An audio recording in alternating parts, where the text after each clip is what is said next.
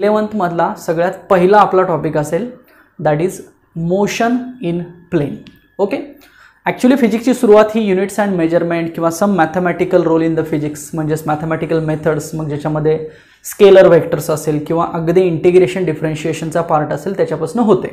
Okay, but as per the syllabus of the CET the first topic of the physics is starting from the motion. Okay, आणि तुम्हालाही माहीतच असेल की motion हा फिजिक्समधला सगळ्यात महत्त्वाचा पार्ट समजला जातो. मग त्याच्यामध्ये कायनॅमॅटिक मेकॅनिक्स कन्सिडर केलं जातं, मेकॅनिक्समध्ये कायनॅमॅटिक्स, त्याच्यामध्ये मग पुन्हा डायनॅमिक्स. तर हा सगळा स्टडी मोशनमध्ये केला जातो. मग त्याच्यामध्ये लॉज ऑफ मोशन पण येतं, मोशन इन प्लेन पण येतं, मग त्याच्यामधल्या डिफरंट टाईप्स ऑफ मोशन्स येतात. Okay, different forms of the motions येतात. तर आपल्याला मोशन इन प्लेन आणि लॉज ऑफ मोशन असे दोन टॉपिक्स 11th क्लासमधून आहेत. सो त्या पहिल्या दोन टॉपिक्सचा आपण अभ्यास सुरुवातीला करणार आहोत आणि मग त्याच्यानंतर रिमेनिंग सिलेबसवरती कॉन्सन्ट्रेट करणार आहोत. सो तुम्हाला थोडंसं मोशन इन प्लेनबद्दल रिव्हिजन आणि ज्या काही हायलाईट्स आहेत त्या इथं देण्याचा प्रयत्न असेल, जेणेकरून त्याचा उपयोग तुम्हाला CET क्वेश्चन सॉल्व्ह करण्यासाठी होईल. आता 11ची डिफिकल्टी तितकीशी नसणार आहे as compared to the 12th. अगदी आपण म्हणूया की बेसिक आणि मीडियम लेवलचे क्वेश्चन्स येतील, बट कधी कधी असंही होतं की आउट ऑफ 50 क्वेश्चन्स हे 4 to 5 क्वेश्चन्स हे थोडेसे JEE नीट किंवा डिफिकल्टी लेवलचे आपण कन्सिडर करूया की जे एक्झाममध्ये येतात. त्यामुळं जर ओव्हरऑल क्वेश्चनचा जर विचार केला तर out of 50 questions approximate 45 questions तरी तुम्हाला बेसिक आणि मीडियम लेवलचे येतील. मग त्याच्यामध्ये काही थेरॉटिकल पण असतील आणि काही न्यूमरिकल्स पण असतील. मॅक्सिमम मग त्याच्यामध्ये न्यूमरिकल्स येतात, थेरॉटिकल थोडेसे कमी असतात. बट 4 to 5 क्वेश्चन्स हे थोडे डिफिकल्टी लेवल JEE नीट लेवलचे येऊ शकतात. त्यामुळे एक ओव्हरऑल तुम्हाला सुद्धा तो विचार करायचा आहे आणि त्याच्यानुसार स्टडी प्लॅन करायचा आहे. Okay, so from today will start the syllabus and in this lecture we are going to discuss about the motion in plane. Almost part revise करायचा मी प्रयत्न करेन. Okay, now what is mean by motion first of all? So motion is nothing but simply change in the position of the object. Okay, and due to that change it gets the velocity or some acceleration.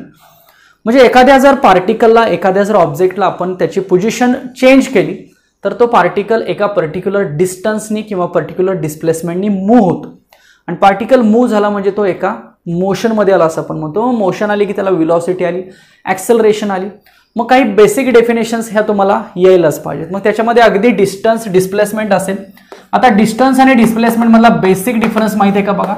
What is mean bye basic difference between distance and displacement? So as concern the distance is the quantity and this quantity is a scalar quantity. Okay, and we can say that if about the displacement, so it is a vector quantity. आता तुम्ही म्हणाल हे कसं?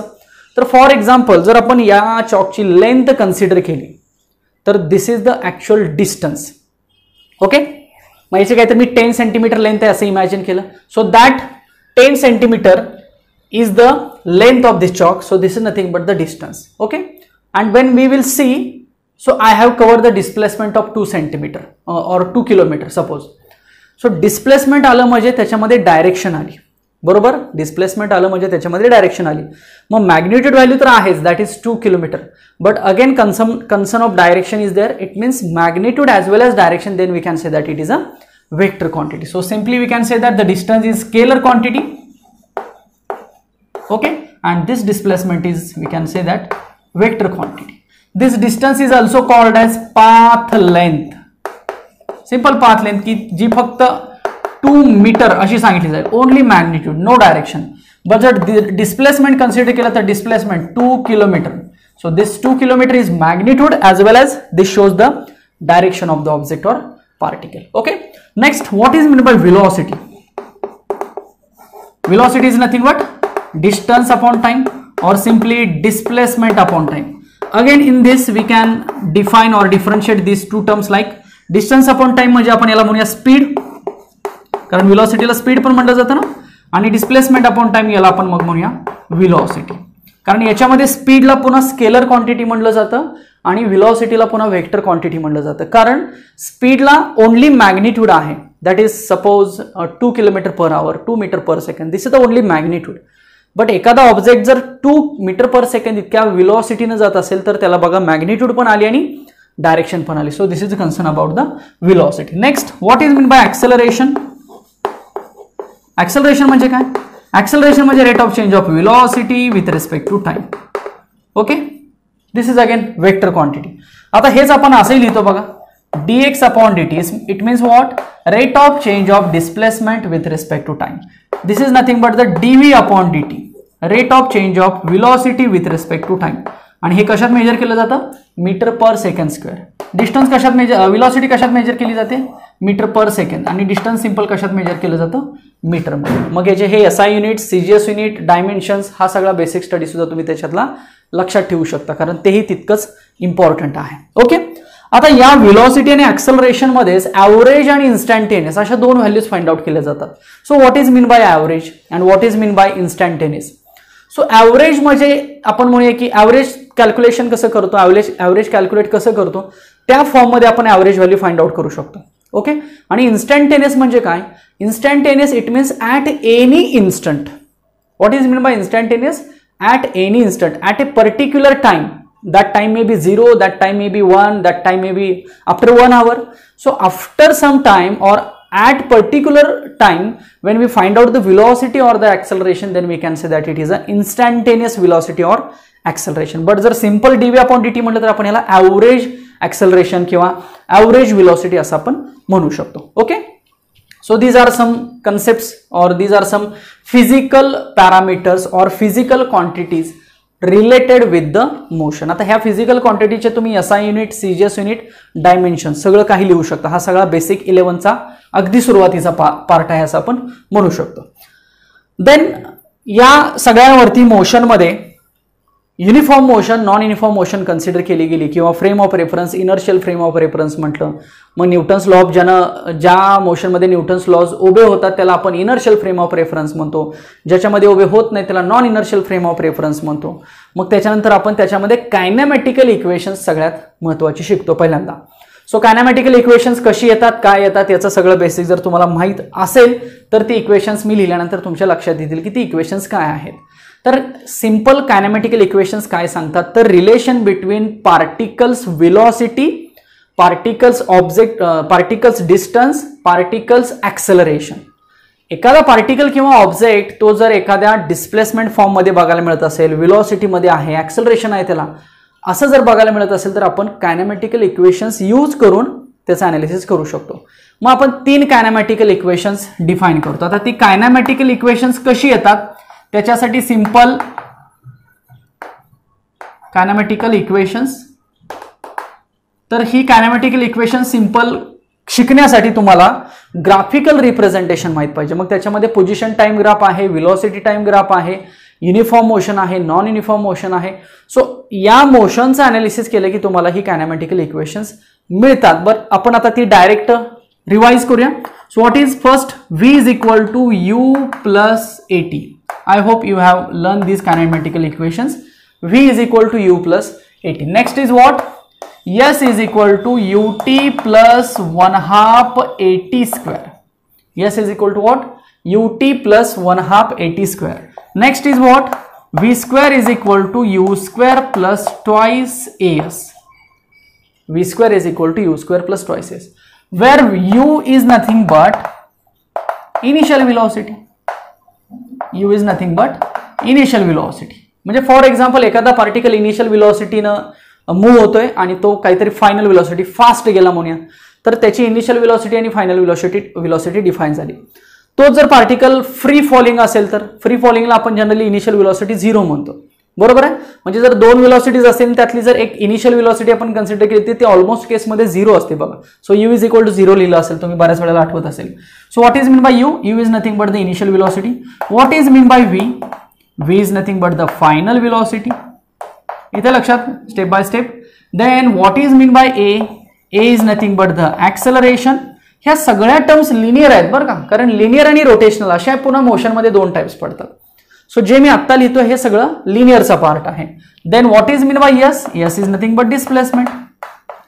मग हे displacement height किंवा हे displacement distance किंवा हे डिस्टन्स कवर्ड असा उल्लेख एक्झाम्पलमध्ये येतो. त्याच्यानंतर what is mean by T? T is nothing but simply time. Okay, so time हा लिनियर आणि अँग्युलर मोशनमध्ये ऑलमोस्ट कसा असतो? सेम असतो. So these are the same concepts used in the kinematical equations. All these equations are related with which motion? These are related with linear motion. आता तुम्हाला linear आणि angular असे दोन मोशनचे फॉर्म्स तुम्ही कधीतरी ऐकले असतील.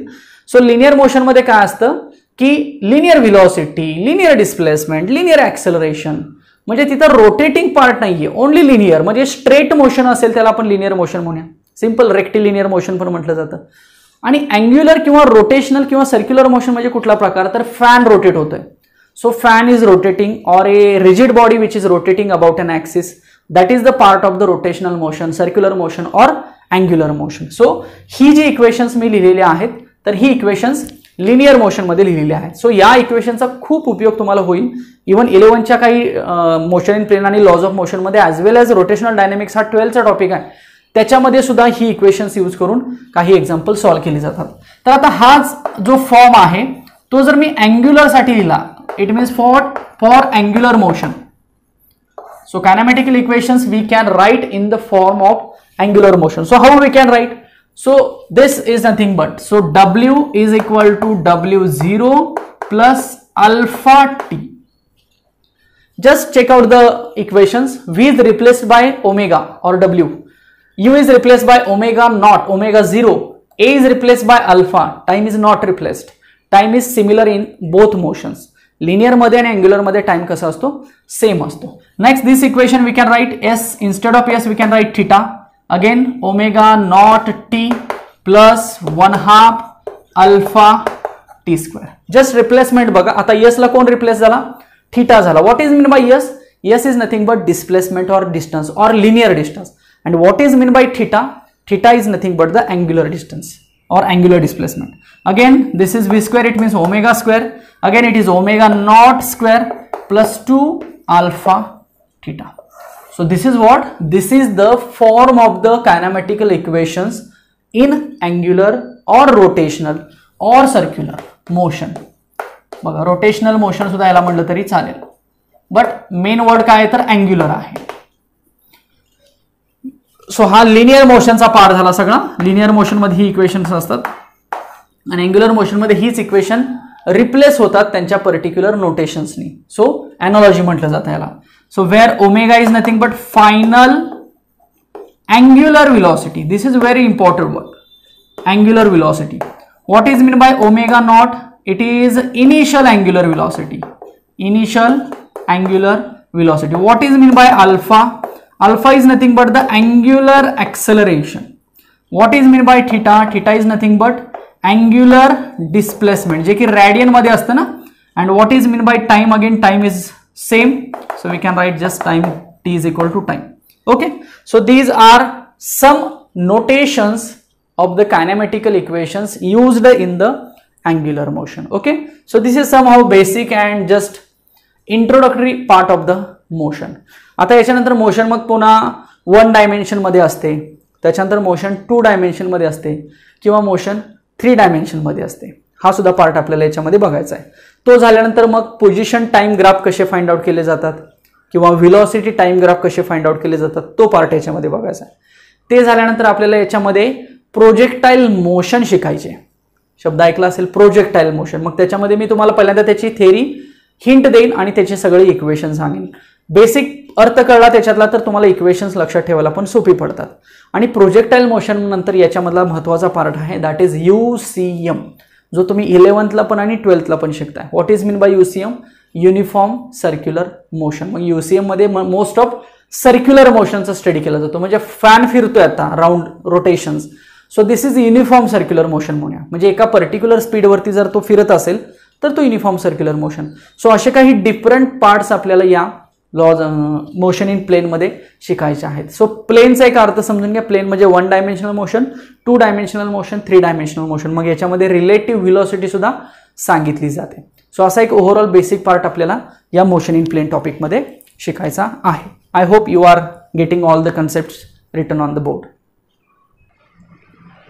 Okay, now let us focus on position time graphs. So what are the graphical representation? Position time graphs. फक्त आपण ग्राफ्स बघूया. ग्राफ वरून बरंचसं मीनिंग तुमच्या लक्षात येऊ शकतं. So first graph is about, now आता दोन ऍक्सिस तर आपल्याला कन्सिडर करायला लागतील. Let us consider time and this is the position. Position is let us consider displacement.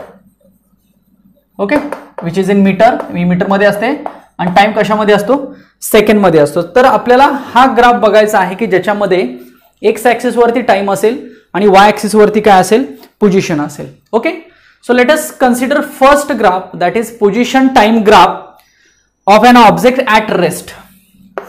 Position इथं मी लिहितो हवं तर ऑब्जेक्ट इज ऍट रेस्ट.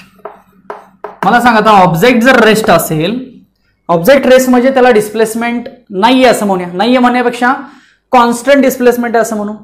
म्हणजे फॉर एक्झाम्पल मला सांगा मी आता इथं उभा आहे. हो, so this is my time 0. Let us consider. So after 2 second मी समजा काहीतरी डिस्प्लेसमेंट असं चालत पुढे गेलो. It means my position is to be defined. मला पोझिशन मिळाली, डिस्प्लेसमेंट मिळालं. म्हणजे मी फॉर एक्झाम्पल त्या पोझिशनला जाऊन उभं राहिलं असं आपण इमॅजिन करू. Okay, so let us consider this is the position. आधी कुठं होतं, इथं होतं ना. ओके, सो मी आता कन्सिडर करतो की मी त्या पॉईंटला आणि तिथनं माझी मोशन मी आता इमॅजिन करतो. सो त्या ठिकाणी माझा टाइम सुरू झालाय, म्हणजे टाइम इज इक्वल टू 0 आणि तिथून मी आता पोझिशन सुरू करणार आहे. बट पोझिशन सुरू करणार आहे पण कशी, ऍट रेस्ट. म्हणजे पोझिशन करावीच नाही लागणार. So at rest it means what, the displacement is throughout the system constant. म्हणजे भले टाइम वाढत चाललेला आहे, 1 second, 2 second, 3 second, 4 second, 5 second, but मी एका जागेवर हलत नाहीये. सो पोझिशन माझी एका जागेवरतीच आहे. आफ्टर म्हणजे जी इनिशियल होती ती, मग इनिशियल सपोज काहीतरी ही होती. So this is the displacement X, something metre असेल ना. So this is my position and after this point if the time changing but I am not moving anywhere. So this is my rest position. It means what, displacement remain constant. लक्षात आलं का. So this is the position time graph for object is at rest. Next, again we will consider time. Again we will consider x, displacement in meter, time in second. And our second graph is the position time graph of an object moving with uniform velocity. Moving with uniform velocity. Moving with uniform velocity at किंवा moving with uniform velocity to positive x axis म्हणतो. Positive x axis. याचा अर्थ काय, कुठली तर एक positive direction consider करूया, कारण नंतर आपण माघारी पण येऊ शकतो ना. सो आता पॉझिटिव्ह एक्स डायरेक्शन म्हणजे काय, मी समजा या डायरेक्शनला चाललेलो आहे. So this is my positive x direction. आणि where is my negative x direction, reverse side. पुन्हा मी जर तिकडून मागे येत असेल, so this is my reverse side और this is my negative x axis. So let us consider I am moving toward the positive x axis with uniform velocity. So what will happen if I am moving with uniform velocity, then my position is also changing. It means what, my displacement is also changing. It means my displacement is increasing with respect to time. It means what, we will get the graph like this. लक्षात येतोय. So हा linear graph झाला बघा. कशामधला, position आणि time मधला. म्हणजे displacement आणि time मधला हा लिनियर ग्राफ झाला. हा ग्राफ काय शो करतो, तर आपण जर युनिफॉर्म व्हेलॉसिटीने मूव्ह होत असेल पॉझिटिव्ह एक्स ऍक्सिसला, तर आपल्याला हा ग्राफ काय दाखवतोय, पोझिशन आणि टाइम मधलं रिलेशन दाखवतो. So we can say that X is directly proportional to T. Okay, uniform velocity आहे म्हणून. मग मला सांगा याच्यावरून स्लोप वगैरे काढता येईल लाईक दिस. याला आपण डेल्टा एक्स म्हणतो ना, याला आपण डेल्टा टी म्हणतो. सो स्लोप कसा काढतात, so slope is equal to delta X upon delta T ना, वाय अपॉन एक्स काढतो ना, वाय अपॉन एक्स. हे माहित आहे ना सगळं. हे T1, हे T2, हे x1, सपोज हे x2. सो डेल्टा एक्स काय असतं, x2 मायनस x1 आणि डेल्टा टी काय असतं, T2 मायनस T1. हे माहित असेल. सो हा स्लोप कसा मिळेल आपल्याला, पॉझिटिव्ह स्लोप मिळेल. So this is the positive motion. हीच मोशन मग आता आपण निगेटिव्ह करूया. So let us consider time second, let us consider displacement metre, and the graph is like this. It means what, moving with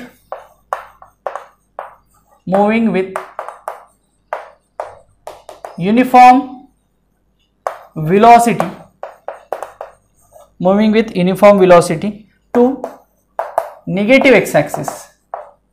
म्हणजे for example मी तिकडून इकडे येतोय, मग ऑलरेडी मी तिथं आहे, याचा अर्थ मी मॅक्सिमम डिस्टन्सवरती आहे, आणि मी जर तिकडून इकडे येत असेल तर डिस्टन्स काय होणार आहे, कमी होणार. इथं काय होतं, इथं होतं इथनं डिस्टन्स वाढत चाललेलं होतं, बट आता मी तिथं आहे ऑलरेडी आणि आता तिथून इकडे येतोय म्हणजे निगेटिव्ह एक्स ॲक्सिसला येतोय. सो माझं डिस्प्लेसमेंट काय होणार आहे, कमी कमी होत आहे ना. सो याच्यामध्ये जो स्लोप मिळेल तो कसा मिळेल, निगेटिव्ह मिळेल बस. आणि हे पोझिशन अशी असेल. So this is my initial position suppose आणि this is my final position. Okay, initial position म्हणजे टाइम 0 असताना मी तिथं आहे म्हणजे मी 10 मीटरवरती आहे. आता टाइम वाढत चाललाय, सो 10 वरून मी 9 कडे येतोय, 9 कडून 8 कडे येतोय, 8 कडून मी 7 कडे येतोय, likewise. So this is the third graph. Next let us consider fourth graph. Okay, समजा ह्या दोघांना आपण एकत्र करूया. कुणाला, ग्राफ नंबर 2 आणि ग्राफ नंबर 3 ला. काय होईल बघा, किंवा आपण तिघांना एकत्र करूया. मी त्यासाठी सिक्वेन्स असा सांगतोय, बुकमध्ये किंवा नोट्समध्ये सिक्वेन्स वेगळा असतो. मी सिक्वेन्स कसा सांगितला, पहिला हा सांगितला, दुसरा हा सांगितला, तिसरा हा सांगितला. आता आपण काय करूया, थोडंसं तिघांना एकत्र करूया. म्हणजे काय करूया, आधी एवढं डिस्टन्स आपण जाऊन थांबूया बघा. म्हणजे फॉर एक्झाम्पल इथं आलो आपण, this is our displacement meter, this is our time second. So आधी इथं आपण येऊन थांबलोय म्हणजे 1 मीटर काहीतरी डिस्टन्सला आपण जाऊन थांबलेलो आहे. तिथून आता हा ग्राफ म्हणजे काय, युनिफॉर्म व्हेलॉसिटीनं जायचं म्हणजे काय होणार, आपलं डिस्प्लेसमेंट वाढणार. बघा वाढलं, येस वाढलं.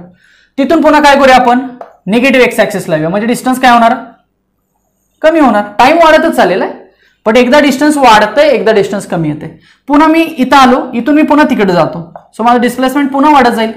टाइम तर वाढत चाललेला आहे. पुन्हा मी तिथून इकडे येतो, सो पुन्हा टाइम वाढला, डिस्प्लेसमेंट कमी झालं, पुन्हा डिस्प्लेसमेंट वाढलं, पुन्हा डिस्प्लेसमेंट कमी झालं. सो एक प्रकारचे आपल्याला इथं ऑसिलेटरी मोशन मिळते बघा. म्हणजे हा जो पोझिशन टाइम ग्राफ आहे हा काय करतोय, ऑसिलेटरी मोशन परफॉर्म करतोय. So this is the graph that is position time graph, position time graph performing oscillatory motion. बघा सिक्वेन्स व्यवस्थित लक्षात ठेवा. हे ॲज अ नोट्स प्रिपेअर करत चला तुम्ही.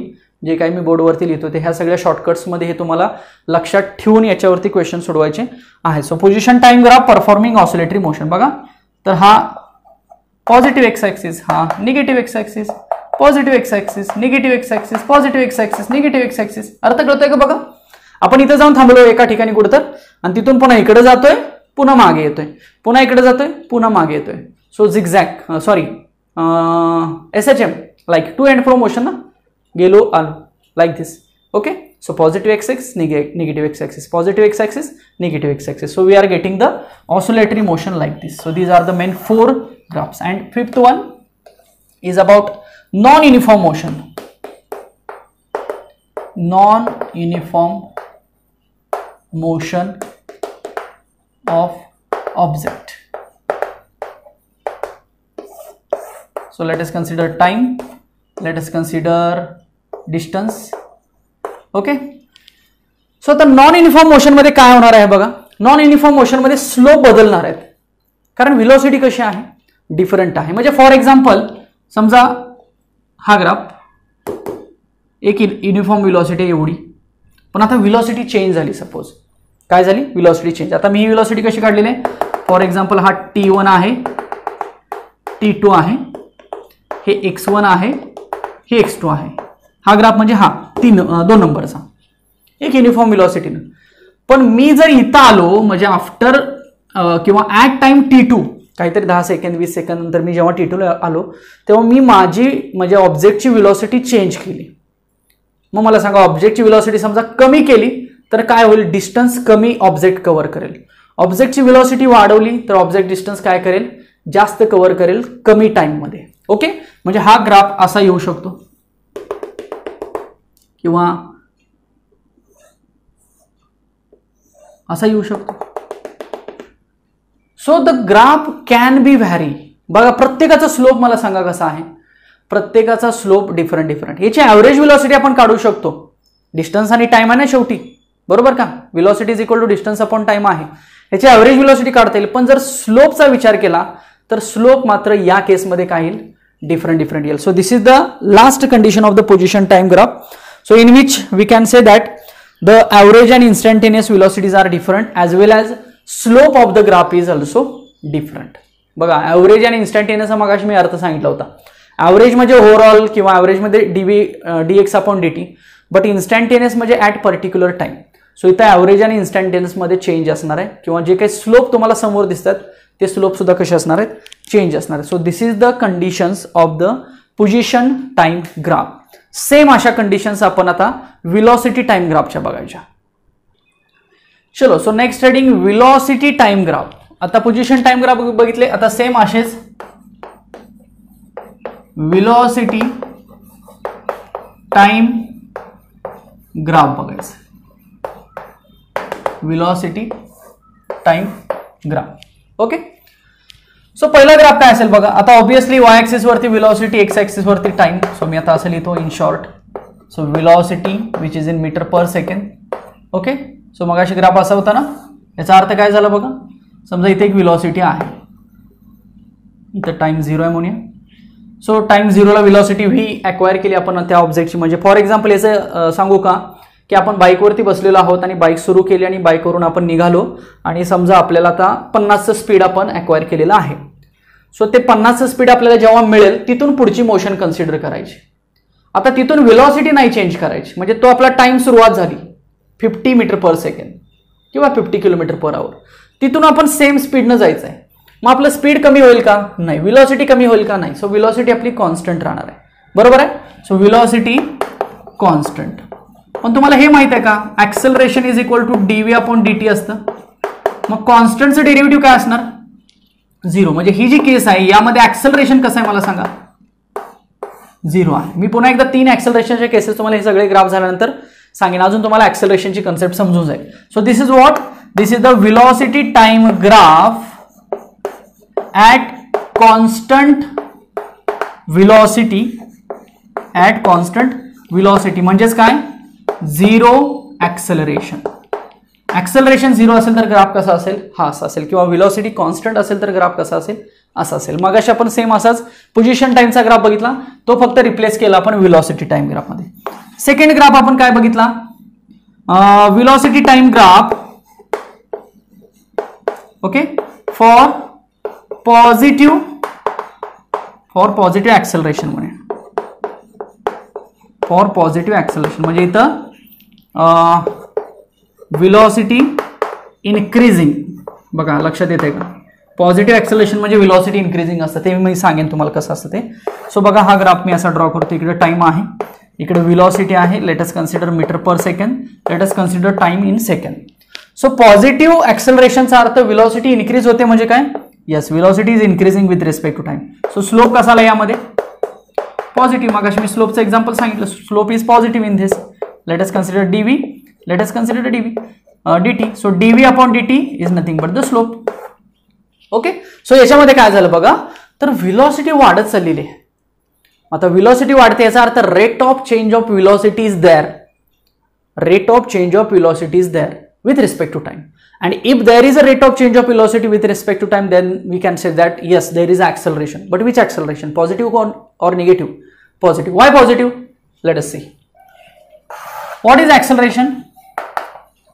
dv upon dt. म्हणजेच काय? v2 minus v1 upon t2 minus t1. बरोबर का? मला सांगा व्हेलॉसिटी काय होते? इन्क्रीज होते. याचा अर्थ v2 कसा असेल? ऑब्विसली ग्रेटर दॅन v1 असेल. v2 हा v1 पेक्षा मोठा असेल.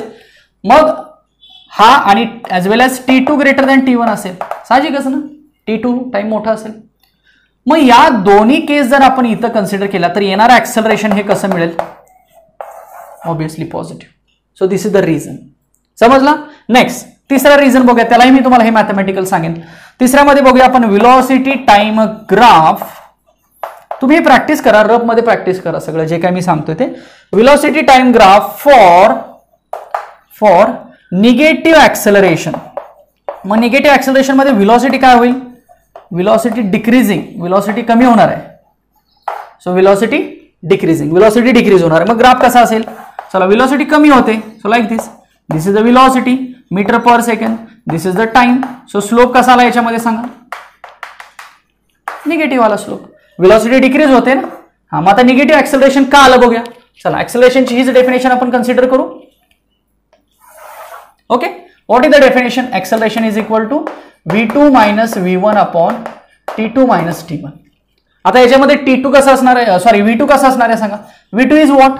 Final velocity minus initial velocity. Look at this, final velocity is here आणि इनिशियल व्हेलॉसिटी इज हिअर. बरोबर, फायनल व्हेलॉसिटी इथं मोठी आहे, इनिशियल व्हेलॉसिटी इथं लहान आहे. ओके, सॉरी, इनिशियल v1 झाली, फायनल v2 झाली. सो v1 मोठे आहे, v2 लहान आहे. सो लाईक दिस. टाइम तर काय t2 ग्रेटर असेल ना, टाइमचा काही इथं फरक पडत नाहीये. टाइम t1 लहान आहे, t2 मोठा आहे.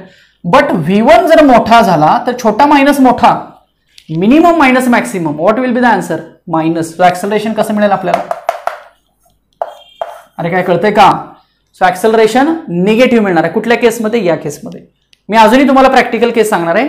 पॉझिटिव्ह ऍक्सेलरेशन, निगेटिव्ह ऍक्सेलरेशन किंवा हे कॉन्स्टंट झिरो ऍक्सेलरेशन. बघा, ऍक्सेलरेशनच्या 3 कंडिशन्स मिळाल्या. Zero acceleration, positive acceleration, negative acceleration. समजलं? आणि एक ग्राफ बघूया.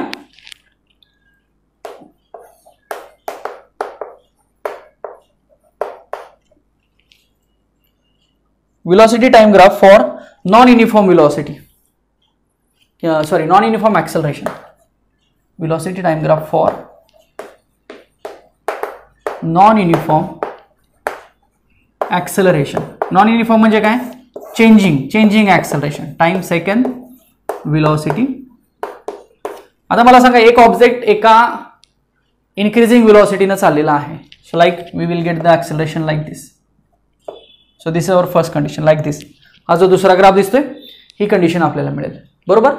बट इथनं जर व्हेलॉसिटी चेंज झाली, like we will get the graph. Again velocity changes, we will get the graph. So what is this? This shows the acceleration is a changing.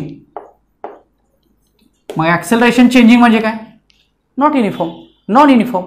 It is not uniform, so it means it is non uniform. So this is the case. मगाशी जी होती ना, तीच केस आहे. बघा, फार काय वेगळं नाही. प्रत्येक ठिकाणी ऍक्सेलरेशन डिफरंट दिसते. ओके, चला तर थोडंसं प्रॅक्टिकल केसेसकडे येऊया. मी काय म्हटलं तुम्हाला, मी ऍक्सेलरेशनच्या 3 प्रॅक्टिकल केसेस सांगतो. अगदी मी लिनियर मधल्या पण सांगतो आणि रोटेशनल मधल्या पण सांगतो. So linear and this one is suppose rotational. Okay, so linear and rotational. Now what is the example in the linear? Linear मध्ये बाईकचं एक्झाम्पल घेऊया, बाईकचं एक्झाम्पल. आणि रोटेशनल मध्ये फॅनचं एक्झाम्पल घेऊया. सो लिनियर मध्ये काय होतं बघा, बाईकचं एक्झाम्पल आपण घेतलेलं आहे. सुरुवातीला आपण बाईक स्टार्ट करतो. Okay, so this is our initial velocity 0 म्हणूया आपण. आता बाईक आपण इनिशियल व्हेलॉसिटी जी 0 होती ती वाढत चालू, म्हणजे आता फायनल व्हेलॉसिटी आपल्याला मिळणार आहे. सो आपली व्हेलॉसिटी इन्क्रीज होते. So look at the case, velocity increases. So velocity increases. So आपल्याला ग्राफ कुठला मिळेल? हा पहिला ग्राफ मिळेल.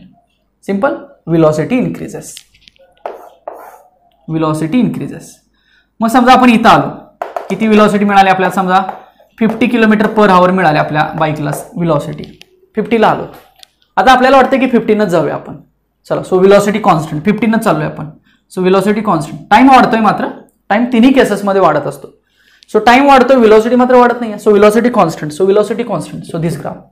So if the velocity is constant then acceleration is 0. चला, आता इथं आलो, काहीतरी एक 5-10 मिनिटं झाली. आपण सपोज अजून 50च्या स्पीडनं आलो आपण. आपल्याला वाटलं आता आपण थांबूया. सो 50चं स्पीड आता काय होणार? इनिशियल झालं. आता ते फायनल काय होणार? 40, 30, 20, 10 करत ते 0 होणार.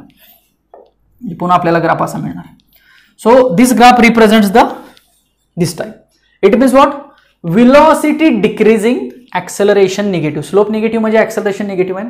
म्हणजे या ग्राफचा जो स्लोप आहे तो ऍक्सेलरेशन आहे. बरोबर का? जर फ्लॅट असं लाईन असेल तर त्याला स्लोप असतो का? नाही. म्हणजे स्लोप 0 म्हणजे ऍक्सेलरेशन 0. बघा, सो 3 केसेस मिळाल्या. First case, second case, third case. What is first case? ही फर्स्ट केस सांगायची गरज आहे. व्हेलॉसिटी वाढत चाललेली आहे, acceleration positive. What is second case? ही सेकंड केस. व्हेलॉसिटी कॉन्स्टंट आहे, ऍक्सेलरेशन 0. का ऍक्सेलरेशन 0? हे. का ऍक्सेलरेशन पॉझिटिव्ह? हे. का ऍक्सेलरेशन निगेटिव्ह? हे. तिसरी केस, व्हेलॉसिटी डिक्रीजिंग, आणि व्हेलॉसिटी डिक्रीजिंग असेल तर acceleration negative. So these are the 3 cases in the linear motion. आता ह्याच मी रोटेशनलसाठी सांगतो. सेम ग्राफ हाच येणार आहे, फक्त रोटेशनलला एक्झाम्पल कुठलं घ्यायचं, फॅनचं घ्यायचं. ओके, फॅन आपण सुरू केला, तर फॅन सुरू केला की लगेच फास्ट नाही ना फिरत, तो स्लोली असा वाढत वाढत वाढत वाढत जातो आणि एका पर्टिक्युलर स्पीडला जाऊन थांबतो. 1 वरती आपण फॅन लावला तर लाईक ॲट 1 स्पीड. ओके, तो जो रेग्युलेटर आहे तो.